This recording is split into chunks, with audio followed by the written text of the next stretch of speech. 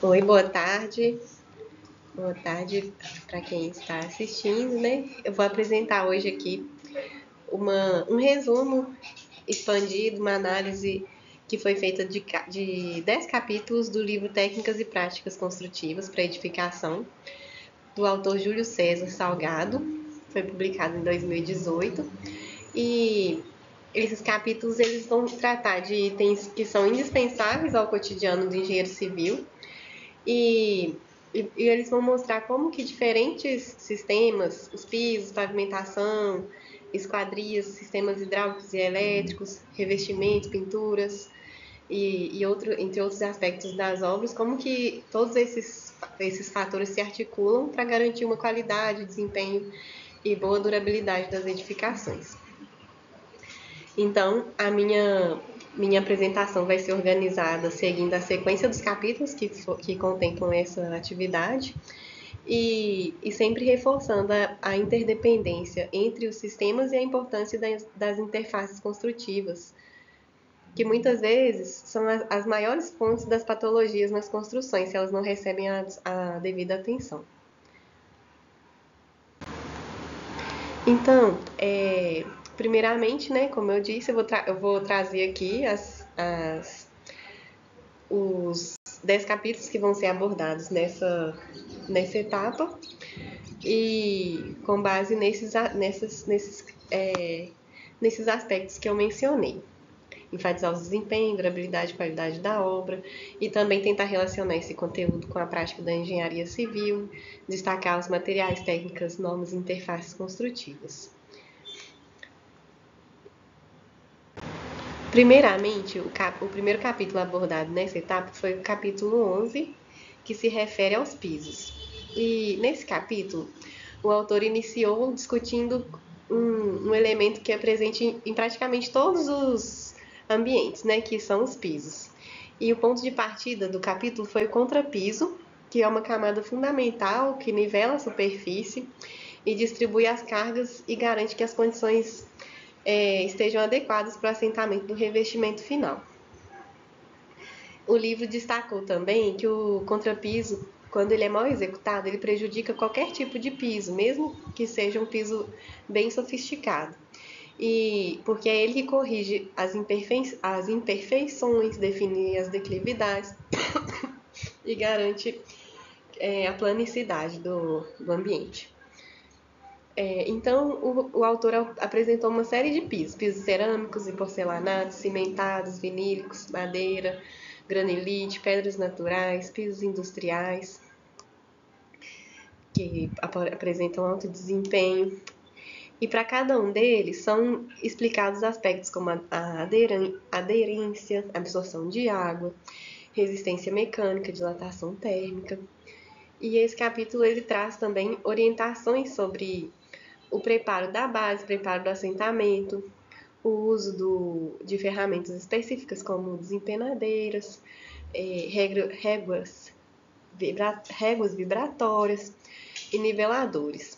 E um ponto que foi muito enfatizado no capítulo são as juntas, que são as juntas de dilatação, né? Que elas são fundamentais para evitar trincas e deslocamentos, especialmente em ambientes que são maiores ou submetidos à variação de temperatura.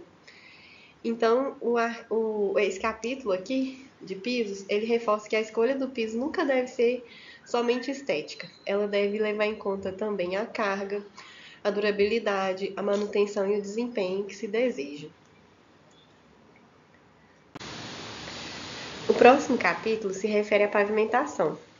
Então, nesse capítulo aqui, o autor ele passa de uma escala da obra e que a gente sai da descrição dos pisos, né? E passamos então para um aspecto mais amplo que se trata da pavimentação, que envolve também possivelmente estruturas externas à edificação, não somente internas.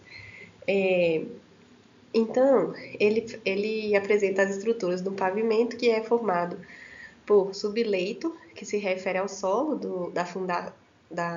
ao solo, né, de fundação do pavimento ali, a subbase, que é uma camada intermediária, a base, que é uma camada estrutural principal, e o revestimento, que é a camada final responsável pelo conforto e resistência ao desgaste.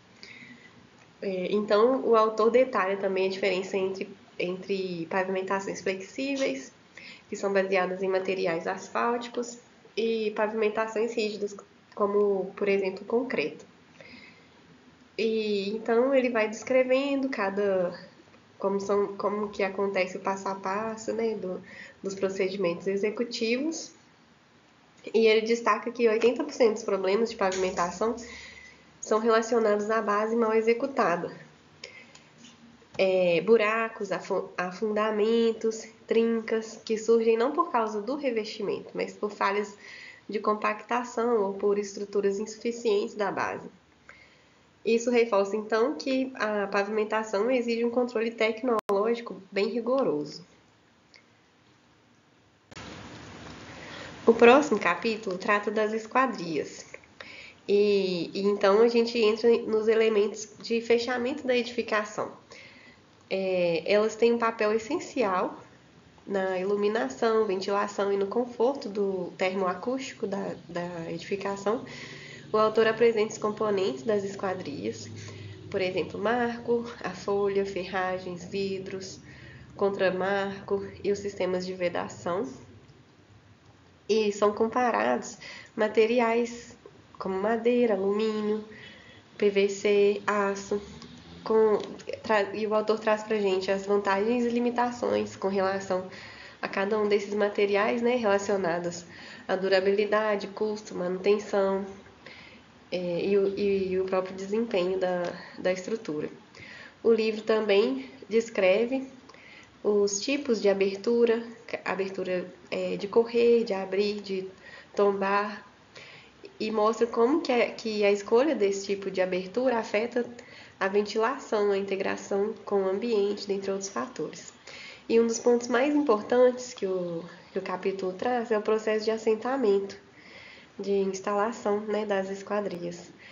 Ele relata que uma esquadria, quando ela é mal instalada, ela resulta em filtrações, entrada de poeira, ruído excessivo e perda de energia térmica.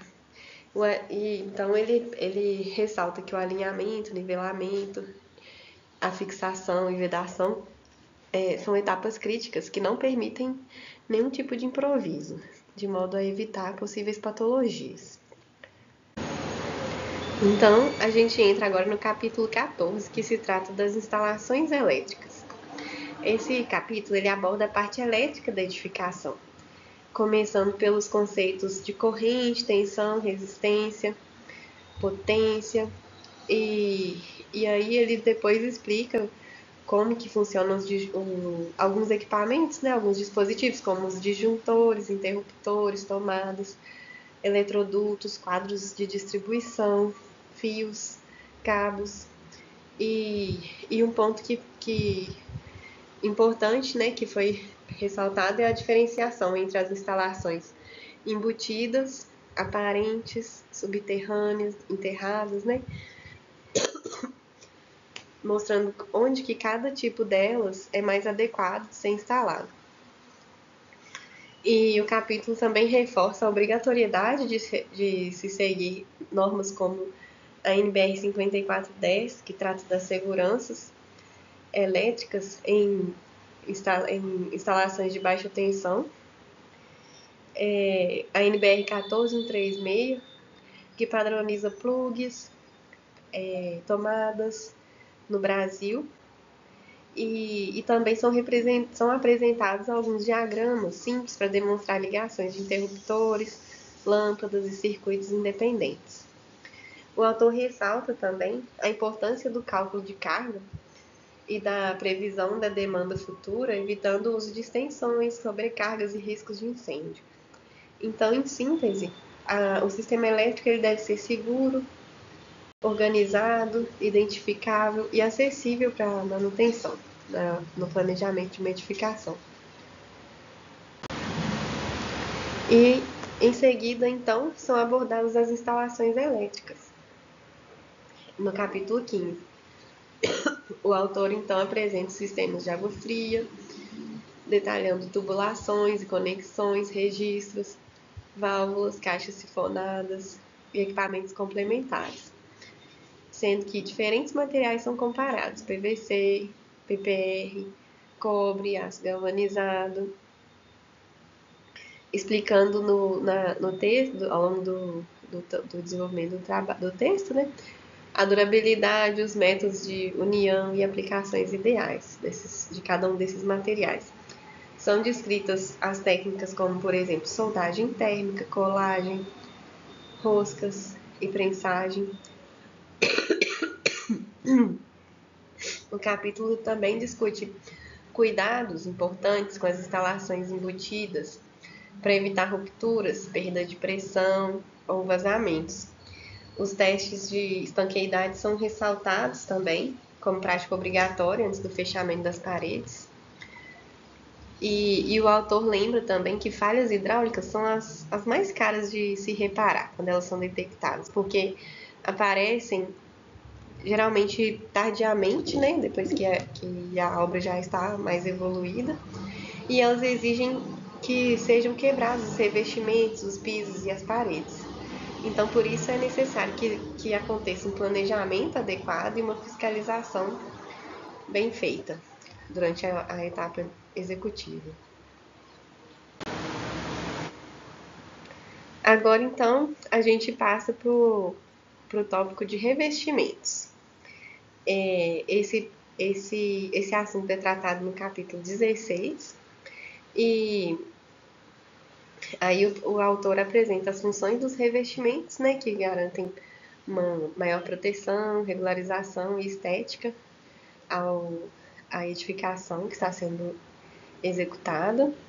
E nesse capítulo eles abordam os revestimentos, tanto internos quanto externos. E o livro, ele deixa claro, assim, que o fato de revestir uma edificação não é apenas tornar a edificação mais bonita, mais bela. O revestimento ele vai muito além disso, a função dele. Ele procura garantir proteção, regularização e aumentar a durabilidade da superfície da edificação. Então, são analisados no capítulo os revestimentos com argamassa, com chapisco, que se trata, né, da execução com chapisco, embolso e reboco. E também são abordados revestimentos cerâmicos, pedras naturais, gessos. E então o capítulo traz esses diversos tipos de possibilidades de revestimentos.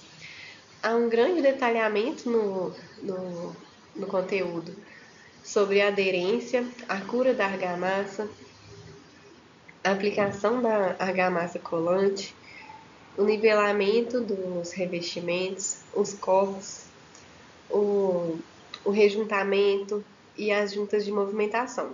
Então, que são todos pontos que precisam ter são pontos críticos, né, que necessitam de uma atenção bastante especial, assim, para que não ocorra um mau resultado da obra, né, dessa etapa da obra. Então, a mensagem principal do capítulo é bem clara, e ela consiste em dizer que a base deve estar perfeitamente preparada. Mesmo a melhor cerâmica de todas pode se desprender se a argamassa estiver mal misturada ou se o substrato estiver sujo. Então é necessário ter uma atenção especial nessa etapa da obra. E então a gente parte para o capítulo 17, que aborda a etapa de pintura, que é uma etapa muito importante. Essa é uma etapa que é considerada como um acabamento final da edificação, e são explicados os componentes da tinta, como, por exemplo, os pigmentos, as resinas, os solventes e aditivos, e as diferenças entre as tintas PVA, acrílicas, esmaltes, vernizes. E então o processo da pintura ele pode ser dividido em algumas etapas. Primeiramente, é realizada a limpeza e a regularização da superfície, que é a etapa de preparo da superfície, que vai receber a pintura. Depois, a gente parte para a etapa de correções, lixamentos e aplicação de massas na parede. E em seguida, então, é aplicado o selador, o fundo preparador e a película final. Então, o autor mostra também que a pintura é uma das etapas que são mais visuais na obra. Então, por isso, é uma das que mais gera satisfação ou então frustração nos clientes, né? Que vão comprar aquela edificação, receber e morar ali. Ela tem que ser bem analisada, né? Com a presença, que é uma questão extremamente pessoal, né? Para cada pessoa, cada pessoa vai achar, vai ter uma preferência diferenciada. Então é necessário dar uma grande atenção a essa etapa para que seja realizada de forma participativa com as pessoas que estarão envolvidas, né? Para que estejam todos bastante satisfeitos. Então, eles também nesse capítulo é destacado que alguns defeitos comuns nas pinturas, como por exemplo bolhas, manchas, descascamentos e diferenças de tonalidade, que são problemas comuns, geralmente decorrentes de umidade e incompatibilidade entre os produtos, ou também é possível observar esse tipo de ocorrência devido à aplicação incorreta da pintura. Então, esse capítulo ele vai reforçar a importância de seguir as recomendações dos praticantes, dos fabricantes, né, dos fabricantes das tintas e também como é importante respeitar os tempos de secagem aqui nesse item, para que a gente obtenha um resultado bastante satisfatório.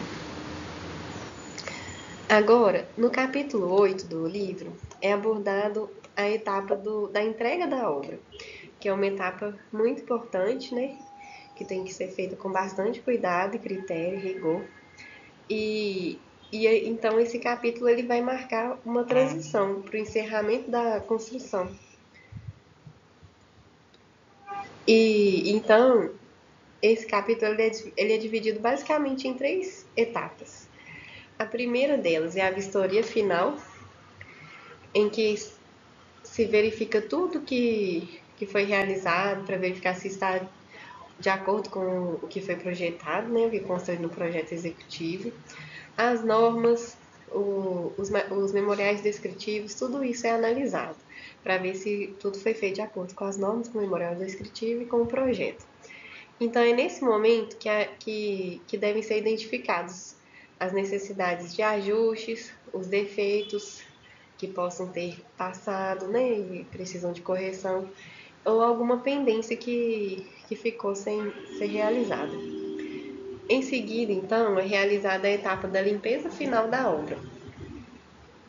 Essa limpeza aqui não é apenas uma limpeza comum, ela vai ser uma limpeza bastante pesada, assim, com a intenção de remover os resíduos da obra, manchas de tintas, né, resíduos de pinturas, de argamassa, resíduos de poeira grossa que tenha ficado ali durante as obras, partículas metálicas, tudo que for esse tipo de resíduo assim que precisam de uma limpeza bastante cuidadosa, né, e pesada mesmo. E é essa limpeza que prepara o ambiente para uso da pessoa que vai usufruir ali daquele local. Então, depois dessa limpeza final, a gente parte para a etapa do termo de entrega ou recebimento, né? Termo de entrega da obra pelo construtor e o recebimento da obra pela pessoa que está adquirindo ali o imóvel. Então, esse termo, ele é um documento formal que vai registrar as responsabilidades, as garantias e as condições da obra naquele momento da entrega. E esse documento é essencial juridicamente para evitar a ocorrência de conflitos futuros. Então, é um documento muito importante. É o registro, né, das condições da obra, reduz os conflitos futuros, traz todas as garantias e responsabilidades das pessoas envolvidas. Em seguida, então, a gente parte para o capítulo 19, que aborda a etapa do isolamento acústico da edificação. Então, a gente começa a entrar nos capítulos que abordam o desempenho da edificação. E aí, o autor explica os princípios da acústica, como a transmissão, a reflexão e a absorção do som, e são apresentados os principais materiais que são adotados nas edificações com a finalidade de se obter um isolamento acústico, como por exemplo a lã de vidro, a lã de rocha, a borracha EPDM, espumas acústicas, painéis wall, cada um com funções específicas diferenciadas. E o capítulo mostra que o isolamento não se faz com apenas um único material, mas sim com sistemas completos, paredes duplas, selagem de frestas, desacoplamento e barreira de massa, dentre outras técnicas que podem ser adotadas. E o livro reforça que pequenas falhas, uma tomada sem vedação, por exemplo, ou uma junta que tenha sido mal selada, essas pequenas falhas podem comprometer todo o desempenho acústico da edificação. Então, essa etapa necessita de uma grande atenção. O capítulo também ele traz alguns conceitos, né, como por exemplo o conceito de ruído aéreo e ruído de impacto, também os conceitos de absorção ou isolamento do som e demonstra a importância que deve ser dada também para essa etapa da edificação, para que não hajam frustrações futuras ao longo da utilização da edificação após a aquisição pelo futuro morador. Outro ponto também importantíssimo é o isolamento térmico da edificação, que é um assunto que é abordado no capítulo 20 desse trabalho. E então, esse capítulo, né, ele encerra essa sequência que traz alguns aspectos assim, né, relacionados ao desempenho da edificação e aborda os mecanismos de transferência de calor, como por exemplo, né, que a gente costuma estudar no colégio, na faculdade, né, os mecanismos de condução, convecção e radiação, que são as possibilidades para transferência de calor entre materiais. E como que os materiais isolantes reduzem essa transmissão de calor, né, para cada uma dessas tipologias. Então, o capítulo ele traz alguns exemplos de materiais que podem ser utilizados para isolamento térmico, como por exemplo, poliuretano, lã de vidro, lã de rocha, a vermiculita, a espuma elastomérica, o silicato de cálcio, como por né, ele traz esses exemplos aí de materiais que podem servir para essa finalidade. Então, o autor demonstra como que o isolamento térmico influencia diretamente no conforto térmico das pessoas, né? E também na economia de energia e na durabilidade das edificações. Ou seja, essa economia de energia, ela vai garantir uma maior eficiência energética para a edificação. E o autor reforça também que ele reforça, né, que é necessário considerar o clima, a orientação solar de onde que o Sol nasce, aonde que o Sol se põe, as características do ambiente também, ao escolher o material mais adequado. Então, o livro ele traz para a gente também exemplos de algumas aplicações, como, por exemplo, coberturas, paredes, né, que é o mais usual, ambientes climatizados, indústrias e câmaras frias. Às vezes, há necessidade de conservar o resfriamento do local. Então, a gente tem também esse outro ponto, né? Conservar o calor, um local mais quente, ou conservar um local mais resfriado. Então, agora a gente chegou então nos 20 capítulos, né, que foram abordados. A gente nessa etapa aqui, a gente aborda desde o capítulo 11 até o capítulo 20, que se passa por uma grande etapa de processos bastante importantes em uma edificação, uma construção civil. E com esses 10 capítulos, então, fica bastante evidente que a construção civil é um sistema completamente integrado. Ou seja, nada funciona isoladamente. As coisas estão todas interconectadas mesmo. Não apenas nesses 10 capítulos, né? Mas como a gente viu nos capítulos anteriores do livro também, na etapa anterior, a gente observa que todas essas etapas elas precisam estar conversando para que a gente tenha um bom resultado final do trabalho. Um piso que tenha sido bem feito, ele depende de uma base que foi bem executada. Então, aí, né, por exemplo, um bom isolamento térmico vai depender do fechamento adequado. Uma instalação elétrica que seja segura, sem riscos para a pessoa que vai utilizar a edificação, ela depende do respeito às normas brasileiras, às boas práticas de engenharia, e assim como todas as outras etapas.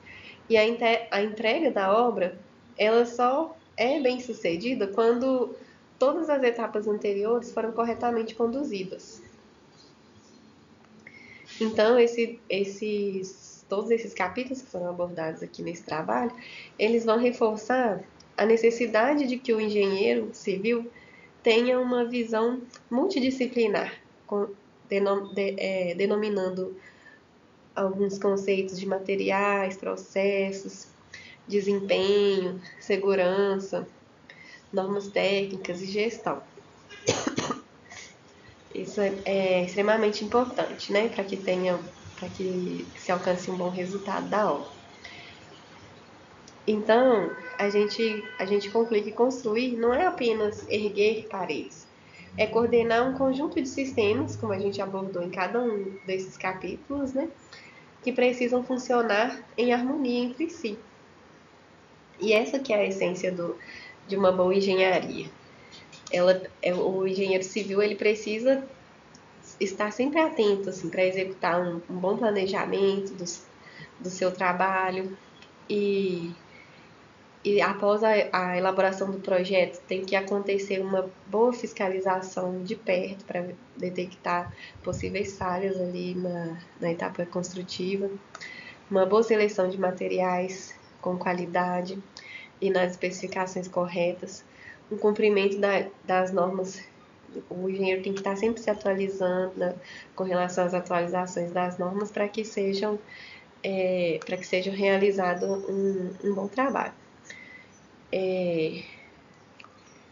Além disso, também é importante a gente ressaltar que essas boas práticas de engenharia, elas evitam a ocorrência de patologias futuras ali naquela edificação, e cada etapa influencia a seguinte, como eu mencionei, considerando que as construções civis elas são sistemas interdependentes, elas contemplam sistemas interdependentes, né, como a gente observa aqui em cada um desses capítulos que foram analisados. Então aqui eu trago a referência que foi adotada, que foi o livro técnicas e práticas construtivas para edificação, do Júlio César Salgado, publicado em 2018. Nós fizemos a análise desse livro, análise crítica aqui nesse trabalho, e as normas técnicas relacionadas a cada uma dessas etapas desses sistemas que foram abordados aqui: a pintura, o revestimento, as instalações elétricas, hidráulicas. Para cada uma desses sistemas a gente possui, né, normas brasileiras que devem ser seguidas para que a gente obtenha um bom resultado. Então é isso. Eu deixo aqui meu contato, caso tenham alguma dúvida, sugestão, recomendação, fico à disposição. Muito obrigada pela atenção.